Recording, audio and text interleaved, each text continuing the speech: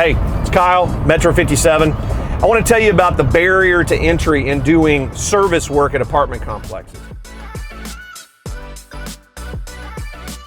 If you've done a service call at a house and you get to deal with Miss McGillicuddy, you know how that goes.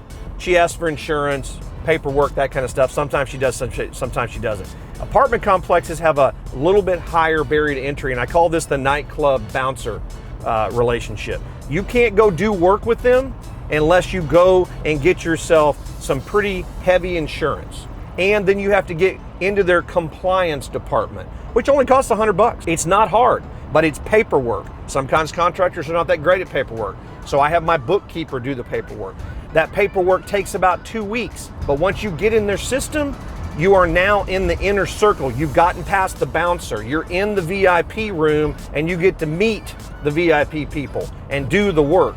And that work comes from, you made the effort to get inside the club. You paid the $100 to get past the bouncer. You're now inside the good business and you work inside that. I get phone calls from clients that I have been inside their inner circle for 5 years. I don't do any marketing with him. I just answer the phone.